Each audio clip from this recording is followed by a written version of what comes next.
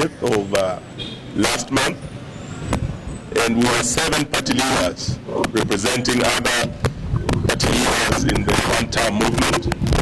And we engaged the IG with the 2 DIGs and the entire leadership of our police on grave matters of violation of civil liberties, where the police are getting into unholy lands with guns. And what we have in place is a new phenomenon that's threatening our democracy and our national security, that instead of having a government that is accountable to the people, that respects human rights, we have a government where goons and government officers work hand in hand.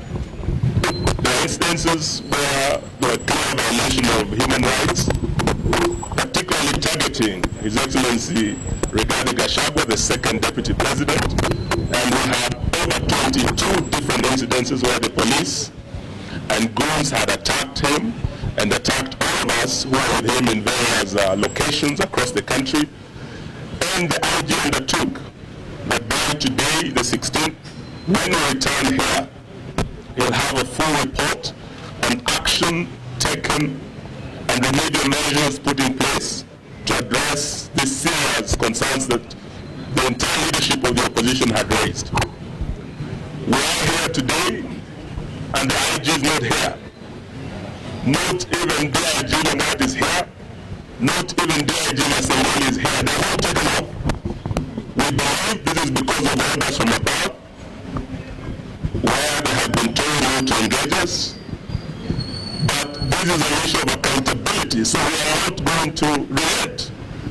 We have said we'll be back here again on Friday, and when we come, we expect none other than IG Kanja himself to be here to address the concerns we have raised. If he does not appear, we will still keep coming here every week until we hold accountable all those officers who have perpetrated these gross violations of human rights. Of greater concern is that since we are here, the police have continued doing what they say they would not do.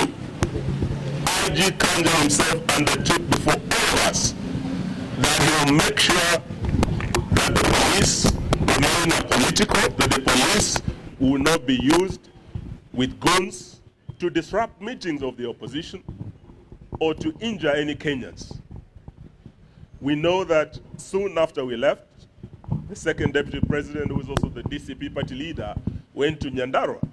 And as he was crossing into Naivasha to hold a rally at a place called Kinamba, again the police were used to erect roadblocks to block him from crossing from Nyandarua County into Nakuru County under the orders of you-know-who.